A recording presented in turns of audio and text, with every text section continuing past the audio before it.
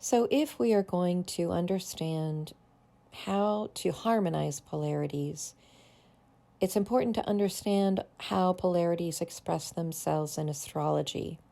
We know that we have light and shadow, day and night. We have the yang energy, which is masculine, active. Light represents the day, represents all things that are visible. It moves quickly, its motion is upward, and this energy is about doing. The yin energy is ruled by the moon.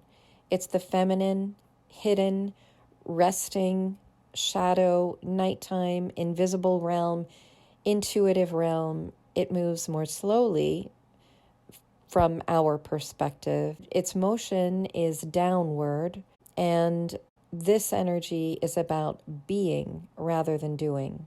At the time of the summer solstice in June, the light is at its peak, but it is giving birth to shadow.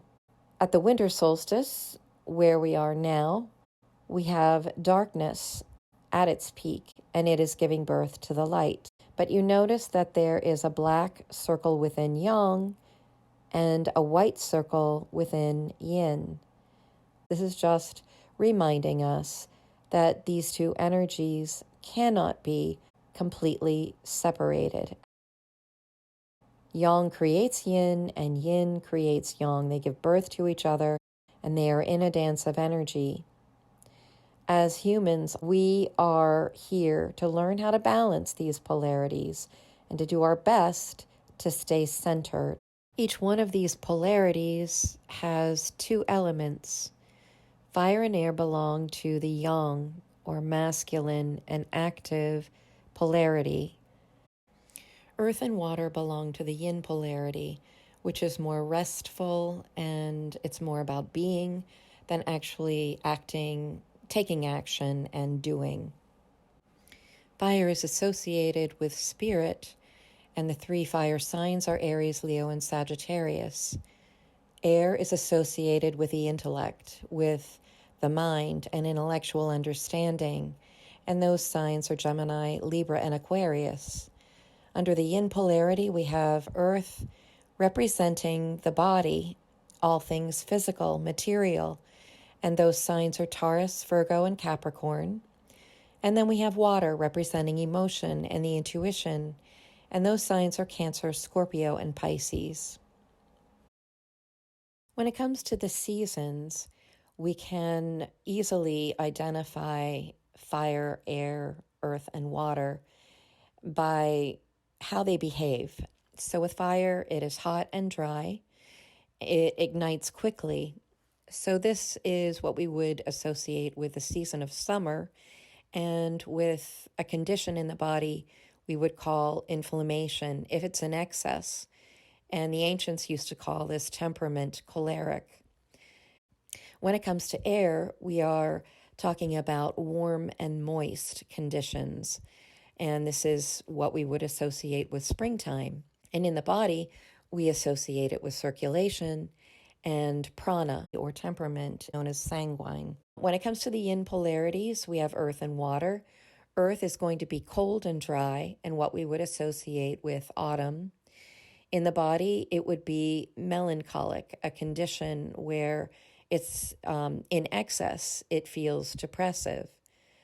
And with water, it is cold and wet, associated with a winter season, and in excess, it would be associated with phlegm or dampness. So we call that temperament phlegmatic. When it comes to the four elements and how we tend to respond to them, obviously we are much more than our sun sign, which will be in one of the four elements.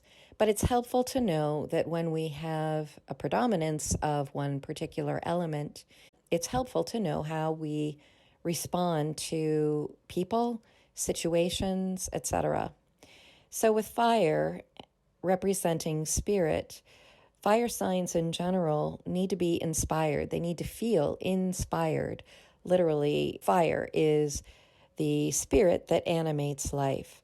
So when fire signs are filled with joy, with inspiration, that's when they're going to move, to take action. And of course, they can be they can be ignited through anger too, or impulsivity. But when it comes to making an important life decision, it is inspiration that motivates them. With air signs, or a predominance of air, what motivates them is intellectual understanding. They need to have a rational explanation for whatever they're presented with in terms of information. And certainly when it comes to changing their mind about something, they need to have that intellectual foundation.